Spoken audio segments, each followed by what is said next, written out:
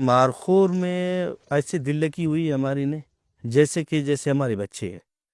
ہم جب تک ان کو دیکھتے بغیر ہمیں سکون نہیں ہوتا ہے۔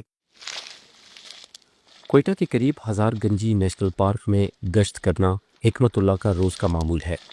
وہ گزشتہ 12 سالوں سے ان پہاڑوں میں چلتن مارخور کی حفاظت پر مامور ہیں۔ شکاریوں کی نظر مارخوروں اور حکمت اللہ کی نظر شکاریوں پر رہتی ہے۔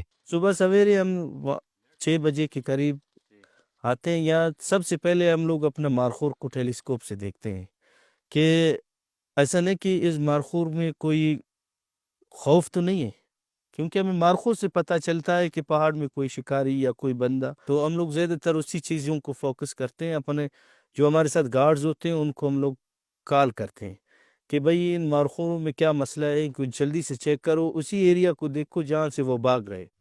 مارخور پاکستان کا قومی جانور ہے اور کوئٹہ کے قریب پائے جانے والے چلتن مارخور نایاب ہیں۔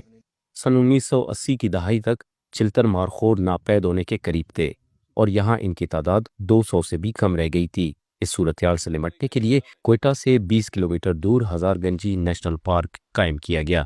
ان کی افزائش نسل کے اقدامات کے بعد اب یہاں مارخوروں کی تعداد میں نمایاں اضافہ ہوا ہے اور ان کی تعداد 1500 سے تجاوز کر چکی ہے۔ چلتن مارخور کی تعداد میں اس بڑے اضافے کے پیچھے محکمہ جنگلات کے ساتھ مقامی کمیونٹی کا بھی اہم کردار ہے۔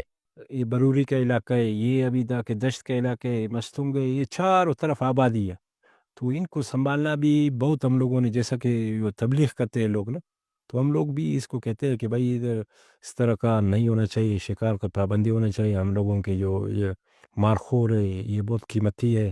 غیر قانونی ہنٹنگ کے حوالے سے یہ ہے کہ کافی حد تک یہاں پہ کنٹرول ہے، تو اگر ان کیس کسی بھی ٹائم ہوتی ہے تو اس میں ہمارا جو وائلڈ لائف ایکٹ ہے 2014 اس کے جو ہے تھرو ہم کارروائی ان کو کرتے ہیں، ان کے خلاف چالان جو ہے وہ جج صاحب کے پاس سبمٹ کراتے ہیں۔ ماہرین کہتے ہیں کہ اگرچہ چلتن مارخوروں کی تعداد زیادہ ہو گئی ہے لیکن ان کے لیے خطرہ اب بھی برقرار ہے۔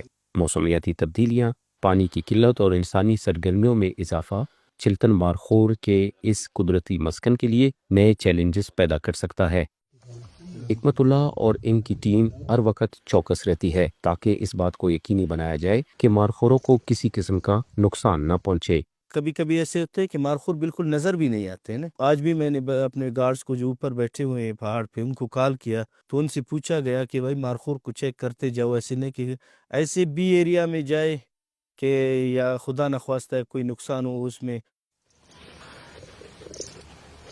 حکومت مستقبل میں یہاں شکاری علاقے قائم کرنے کے بعد ٹرافی ہنٹنگ کی اجازت دینے کا ارادہ رکھتی ہے، جس سے حاصل ہونے والی خطیر رقم مقامی کمیونٹی اور چلتن مارخور کی بقا پر خرچ کی جائے گی۔ مرتضی زہری، وائس آف